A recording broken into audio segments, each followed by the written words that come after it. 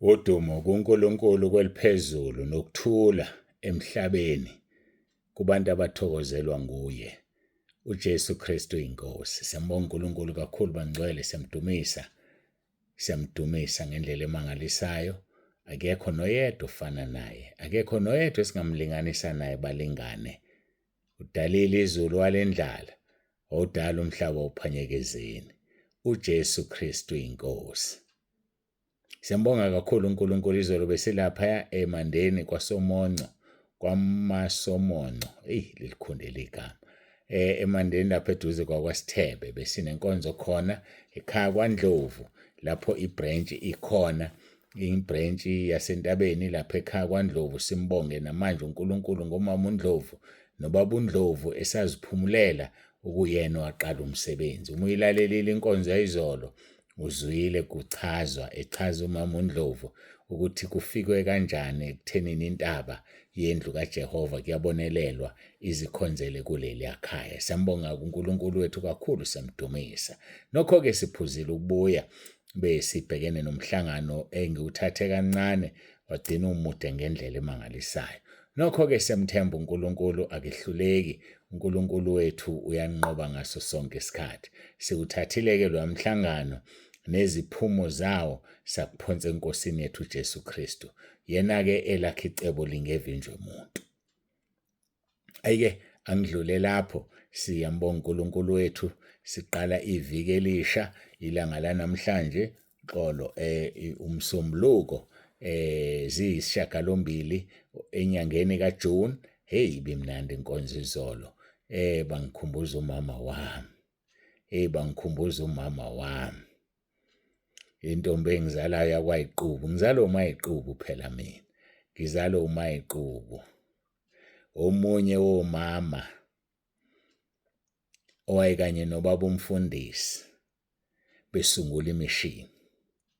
Omunye womama abayibamba kwaze kwaba sekufeni besisungula imishini yakwasiza abantu. Noma bengembala emlandweni, noma bengekhulume ngaye sengathi aka-exist, kodwa ekhaya ezulwini lithi izwi leNkosi, Samuel chapter 14 verse 14. uNkulunkulu uqamba amasi ukuthi umxoshwa angabi umxoshwa kuyena. Wamukelwa ezulwini, uzwile mangichaza ukuthi wahamba evale elisile. Ubani omunye wahamba evale elisile emishini kwasiza abantu? Hayi, ngiyaphinda ngiyabuza, ubani? Noma banganyathela, bangasho, bathule, thina sizokhuluma ngoba siyakwazi esikwaziyo ngomama uNtsibande, ngentombi engizalayo. Ngiyayazi kusukela ebuncaneni ngivula amehlo imele ivangeli ishumayela itsulisa. Yena phela wayiculisa umama wami enezwini pho. Intombi kaMaYiqubu. Hayi, angidlule lapho. Solikhuluma thina iqiniso, bangalifihla nje abanye. Thina iqiniso sizolikhuluma. Kwakukhona ngisho ubaba uNtsibande lapho kusungulwa umsebenzi wemishini. Kukhona ubaba uMbambo, kukhona ubaba uXimba, kukhona nabanye abamhlophe ababekhona bangasakhulunywa njengamanje amagama abo. Kukhona ubaba wakwaMaphumulo. Hayi, angidlule. Bengithi nje amaqiniso kuyadinga ukuthi avezwe ngelinye ilanga. Into engijabulisayo ukuthi lento iphuma kuphi, ku-YouTube izozwayo noma ubani. Bayazi futhi baningi abangafakaza. Umama uNtsibande waba omunye wezinsika, omunye wama-intercessors ayekhuleka ime imishini, omunye wabantu abaphilile ababekhona okwakulungiswa kubo.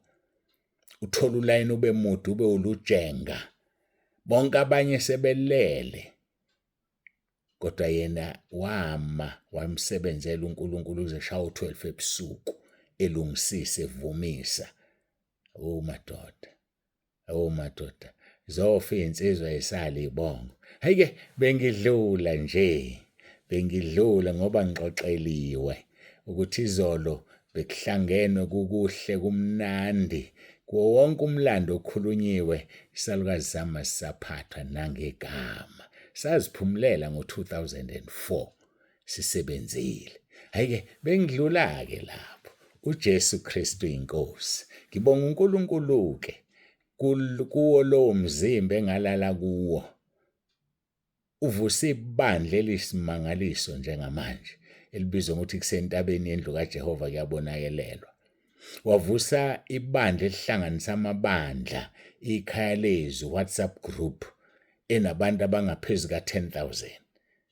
Hey, hayi wena ombulala umuntu. Ombulala umuntu kuzamile. Bambulala uJesu kwazaleka ibandla.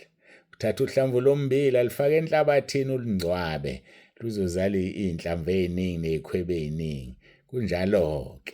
Kunjalo-ke. Babulaleni. Hayi babulaleni. Wathi uJesu ngiyahala. Ngathi ngabe uthi usokhelekile lo mlilo. Kodwa kusekhona umbhabhadisi ekufanele ngidlule kuwona. uJesu Kristu inkosi. uJesu Kristu inkosi. uJesu Kristu inkosi. Akekho noyedwa ngobulala umsebenzi kaNkulunkulu. Ngisho sethanda bazama ngesikhathi sikaJesu babethi babulala umsebenzi uma bebulala yena kanti kuzozalwa ibandla. Balwisana nebandla uPaul besenguSawuli wagcina limgwinyile. Uyena omunye wabo walandisa kakhulu namanje sifunda incwadi zakhe liyanda ibandla. Hayi ungambulala umuntu ngoba nakhe isitha sakho. Mjoyini ungene kuye niqhubha umsebenzi kaNkulunkulu. Siyambonga uNkulunkulu kakhulu siyamdumisa. Hayike inkonzo yasemandeni. Ake sifunde izwi lenkosi ngokaMathewu chapter 5. Siqhubeka nentshumayelo yasentabeni sifunda uverse 10. Uthi babusisiwe abazingelwa ngenxa yokulunga ngokuba umbuso wezulu ngowabo. Masiguqe isithandazo.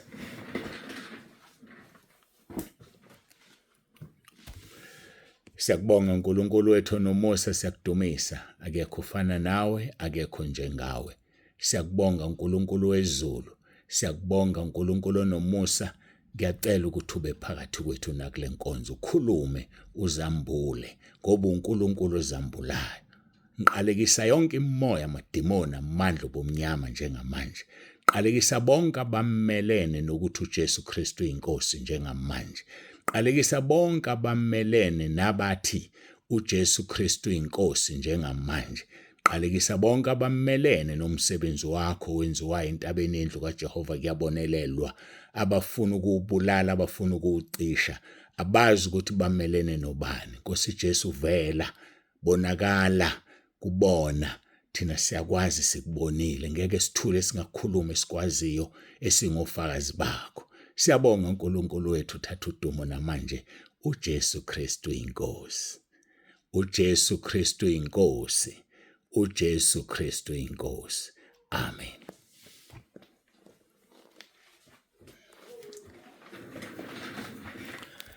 Ake sesiguqile sakhuleka siyambonga uNkulunkulu wethu kakhulu. Uthi-ke uverse 10. Babusisiwe abazingelwa ngenxa yokulunga ngokuba umbuso wezulu ngowabo. Babusisiwe abazingelwa ngenxa yokulunga. Hey bafowethu, ake siyithatheleni isibusiso. Nasi isibusiso sihlezi silenga. Angazi mina esami saqala nini, kodwa ngatshelwa mhla ka-6 November 2023 ukuthi khona bafuna ukungibulala, ngitshelwa inkabi. Ngakho saqala lapho isibusiso sanda. Babusisiwe abazingelwa ngenxa yokulunga ngokuba umbuso wezulu ngowabo. Yangitshela inkabi yathi kusasa mkhulu zikade nginqabile mina, sekukhona abanye sebethengiwe mhla ka-7. Njengoba u-7 ke kusukela kumhla ka-7 ngiyabala senginokuphila okubili. Ukuphila kwami nje neminyaka yami emidala sengiyikhehla nale minyaka emisha kusukela mhla ka-7 November 2023 kwathiwa ngizobulawa kuze kube manje. Ngiyambonga uNkulunkulu, ngiyamdumisa ngoba ngisaphila. Ngizowenza umsebenzi wakhe kuze kube bayangibulala, kodwa ngeke bangibulale engakavumi yena.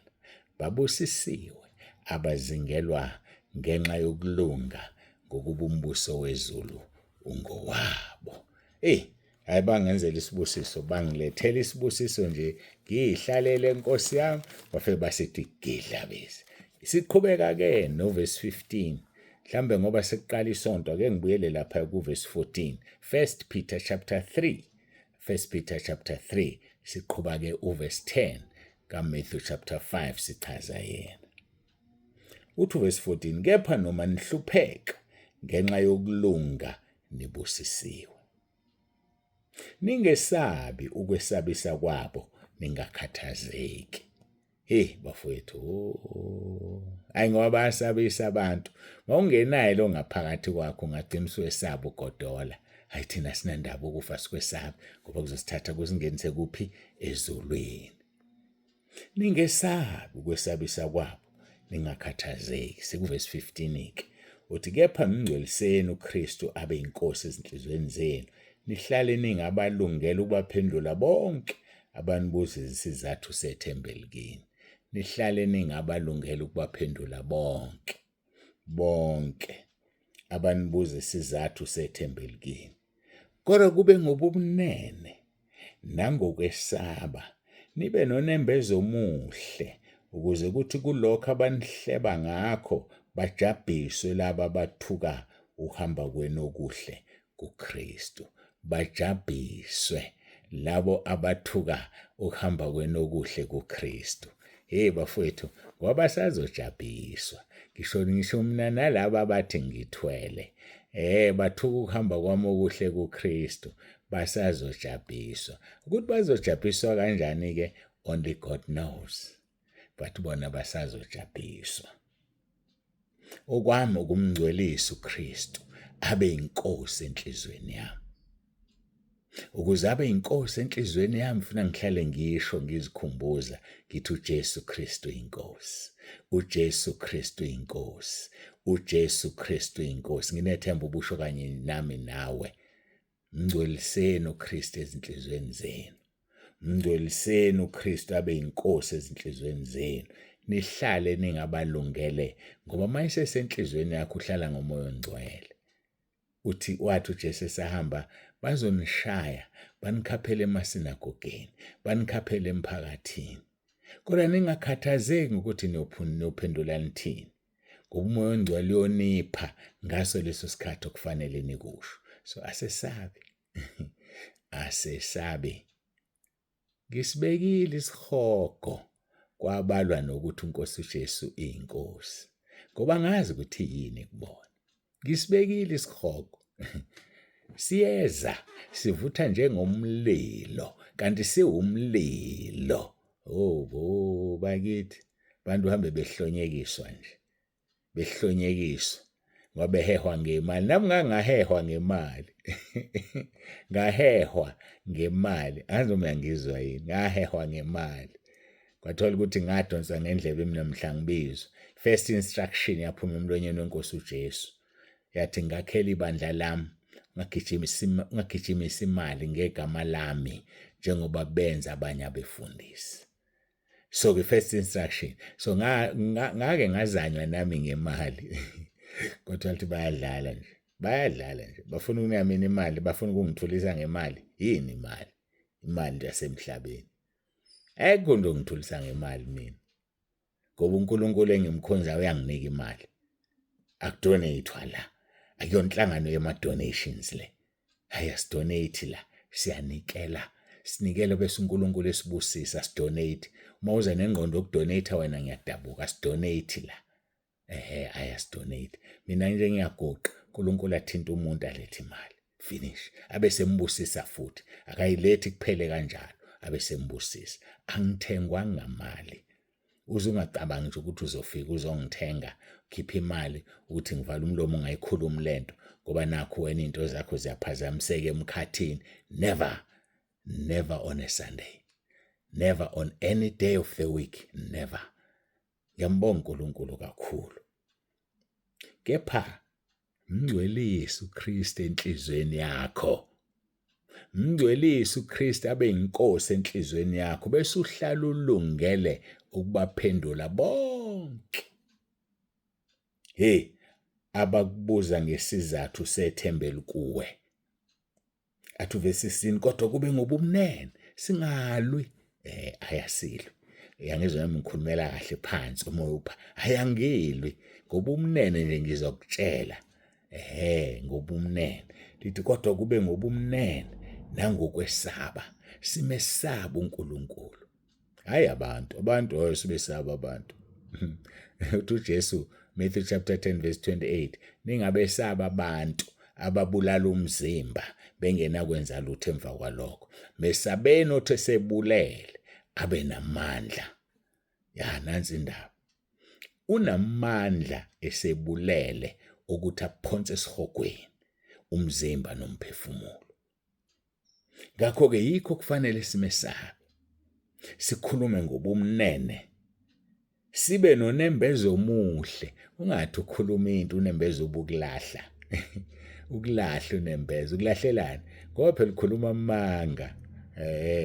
Unembezo ungakulahla ukuthi uyakholwa la ukhonza uJesu kodwa umelene nabathi uJesu Kristu inkosi. Umkhonza ukuthini? Umkhonza ukuthini? Akekho onomoya kaNkuluNkulu ongathi uJesu akathuko. Akekho othi uJesu Kristu inkosi engenayo umoya ongcwele. Funda abaseKorinte bokuqala chapter 12 verse 3 no verse 4. Ayakekho. Verse 3 yedwa. Akekho ongathi uJesu akathuwe enomoya ongcwele. Akekho futhi ongathi uJesu Kristu inkosi engenayo umoya ongcwele. Uyebafowethu. Fundani. Umuntu omelene noJesu Kristu inkosi akanawo umoya ongcwele. Mayengenayo umoya ongcwele ngeke angene ezulwini ngoba sizohlwithwa ngomoya ongcwele. Ngoba uhlala kithi ngomoya ongcwele. Kolose 3 verse 3 uthi uma nafa noKristu ukuphila kwenu kufihliwe. So ngesikhathi ukuphila kwethu kufihlwe ezulwini kwehla umoya ongcwele azohlala kuthina occupy umzimba. Mina ngiunderstanda kahle le nto bayakhulunywa idevil worship. Azaba amabili ekhuluma into efanayo. Ithi enye ngangimncane azungayina 5 years lo mfundisi umfana. Aphume emzimbeni kusala idemoni. Njengoba nathi masifihlwe noKristu kuNkulunkulu kusala umoya ongcwele. Uthi kusala idemoni. Ugogo akabonda idemoni. Alithuma esitolo, hamba othenga isinkwa, hamba othenga ukuthi. Lihamba idemoni. Uthi ngelinye ilanga kwashaya isikhathi sokuthi abuye emkhathini. Mayithi abuya emzimbeni abaxoxeki nedemoni. Mayingena liyaphuma. Uma ingena uzibone phethe u50 akazi ukuthi ukwenzani. Ugogo ungithumile. Ubethu uthuma mina kanti bengingekho. Ngizowenzani lo R50? Wakhetha ukubuya gogo sengikhohliwe ubungithumeni. Gogo wamshaya. Ngiyakuthuma uyakhohlwa. Kanti ingane kade ingekho ubethuma idemoni. So bekuyoba kuhle nawe unga occupywa idemoni. Kuhlala umoya ongcwele kuwe. Yangizwa kodwa kuhlala umoya ongcwele. Athi umpostoli Paul akusemini ophilayo. Nokuphila engikuphilayo kalokhu ngikuphila ngeNkosi uJesu Kristu ephila kumina. Kwenzeka lokho nje thina ukuphila kwethu kuyafihlwa kanye noKristu engakwesokunene sikaNkulunkulu. Abese kubuya yena uKristu azophila kulomzimba ngomoya ongcwele. Kuyashintshwana. Noma esihogweni uyashintshana. Uyaphuma wena kuhlala idemoni. Angazi-ke kuwena ihlezi bani. Izinto ozenzayo zithina. Ayidikho ukuthi uyathandaza kuqubuka inhlamba. Wena ngomzimba uyathandaza. Umoya wakho idemoni elibusayo liyathuka. Ulele, awulele udla izono ngoba umoya okuwena odla izono wena ulele. Owazi wahlupheka boza kuJesu uzothola ukuphumula. Woza kuJesu uzothola ukuphumula. Matthew chapter 11 verse 28, 29 and 30. Nina nonke nikhatheleyo nenisindwa wozani kimi ngizoniphumuza. Sho njalo uJesu. Uthi asifunde kuye umnene ngenhliziyo. Uthi umthwalo wakhe awunzima, ijoko lakhe lilula, umthwalo wakhe muhle. Asize kuyeni bafowethu. Siphonse kuye inkathazo zethu ngoba yena uyasikhathalela. Uyasikhathalela. Uthi verse 16 kodwa kube ngobumnene nangokwesaba nibe nonembezo omuhle. Ngibuza ukuthi unjani nembeza wakho? ukuze kuthi kulokho abanihleba ngakho bajabhiswe laba abathuka ukuhamba kwenu okuhle kuKristu. Bazojabhiswa uma unonembezo omuhle, kodwa ngeke bajabhise uma unembeza wakho ungemuhle. Uyazi nawe ukuthi unembeza wakho njani.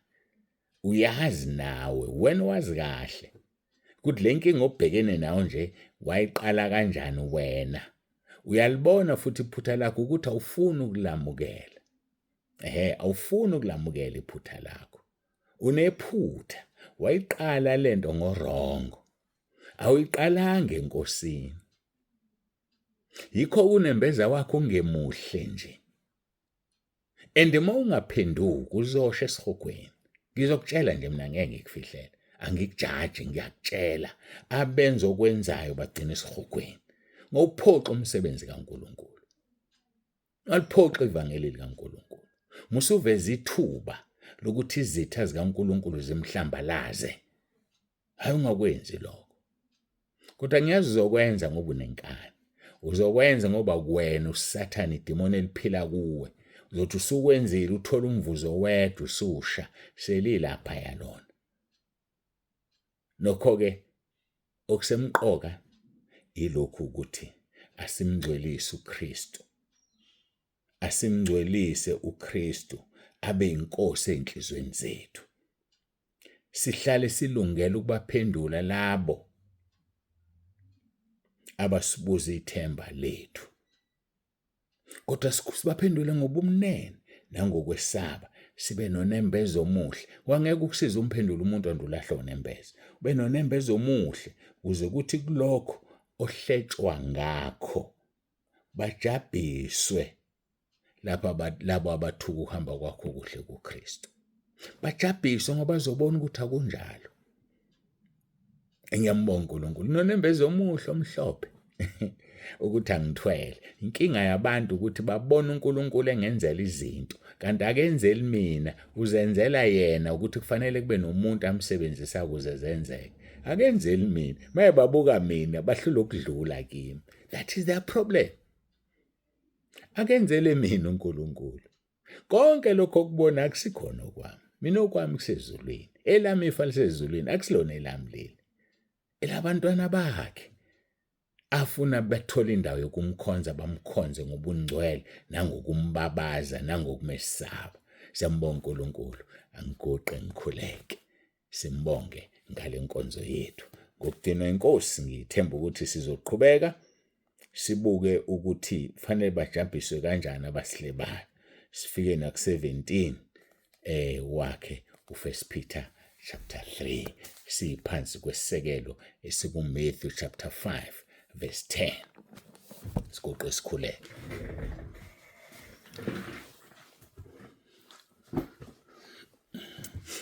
Baba wethu ongcwele, uNkulunkulu wethu onomusa, siyathoba, siyabonga. Sibonga akho konke osenzele khona endaweni yaseMandeni izolo. Sibonga akho konke osenzele khona kuze kube manje. Sibonga ibandla Nkosi osinikeze kulo wasitshala kulona. Sibonga igroup Nkosi Ikhalezwi osenzele lona wasitshala kulona. Ngaphandle kweKhalezwi angazi ukuthi ngabe sikuphi. Ngaphandle kwentaba yendlu kaJehova angazi ukuthi ngabe sikuphi. Size lo nalo mfundisi oseKhalezwi nosentabeni yendlu kaJehova kuyabonelelwa ame phambi kwabantu akhuluma iqiniso.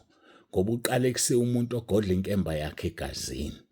Qale kusiya umuntu owenza umsebenzi kaNkulunkulu ngokunganaki. Jeremiah 48 verse 10. Ngenelela ke uNkulunkulu wami ubasize abantwana bakho. Usize Nkosi abazalwane bonke bamahlela ahlukeneyo abaseKhalezwi. Bonke abasentabeni yendlu kaJehova ukuba bakhonze ngeqiniso bafunde ngoba ngeke bazilandulele. Sikhohlwa abaphumayo kodwa siletha abantu. Khona abantu abebeletha abantu banjwe uSathane basaletha abantu. Amagroup abayawo washona phansi. Banecala phambi kobuso bakho ngokumsebenzi obalethele wona eKhalezwi abasawenzi. Vuselela Nkosi abantu, vuselela ukwesaba nokwenza umsebenzi. Khona abaku group 1 badrophile ugroup 1 ngoba bona bayekelile. No group 2 drophile ngoba kunabantu abangasawenza umsebenzi wabo. Ngiyabakhumbuza ngezwi Nkosi uJeremiah 48 verse 10. makaqalekise umuntu owenza umsebenzi kaNkulunkulu ngokunganaki nogodla inkemba yakhe egazini. Ngenelela-ke Nkosi sisize, busise kube yilona loyo seyilalelile le nkonzo. Sibaletha abantu ekhaya lezwi ngoba kuwumqhele osibekele wona ekhaya ezulwini. uJesu Kristu inkosi. uJesu Kristu inkosi. uJesu Kristu inkosi. Amen.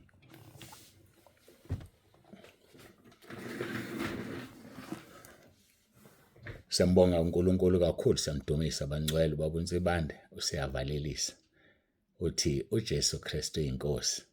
Ube nosuku oluhle.